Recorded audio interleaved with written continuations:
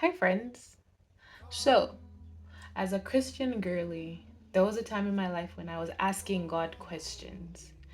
And I know that at least a number of us can relate to this, and it's mood swings. The hormonal stuff that happens every month, where at a certain point you just feel. And I was asking God, like, Lord, what were you thinking when you created this? Like, what's this about? How do I deal with it? And why do I feel like this? And the Lord led me to Ephesians 6, verse 12. And let's read it together.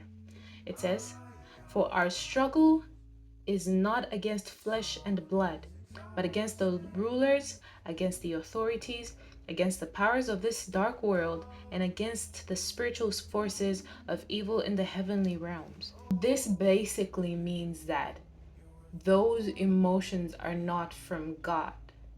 Okay.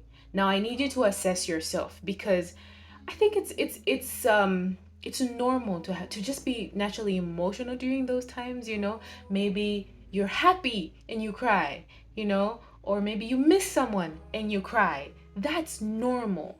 But then when you start to notice yourself getting angry, or maybe you become rude, or maybe you become too irritable to tolerate people even when they're not really doing anything wrong, then there's a problem. Because fits of anger are not from God. Strife is not from God. Discord is not from God. So when you notice that you're fighting with people, that's not godly.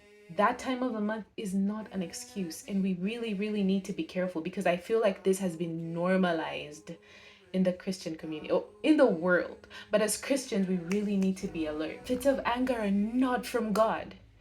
Causing problems just because you're emotional, because you're hormonal and it's that time of the month, that is not normal. It's not from God. You need to deny it. And so I was asking God, like, okay, but like these feelings are real. I actually feel this. So how do I deal with it? And God led me to 1 Corinthians 13. And this is what it says: "Love is patient, love is kind. It does not envy, it does not boast, it is not proud, it does not dishonor others, it is not self seeking, it is not easily angered, it keeps no record of wrongs.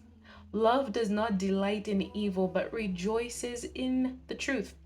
It always protects, always trusts, always hopes, always perseveres." So we see here that whenever we're acting outside of this parameter, okay, outside of what love is according to the Bible,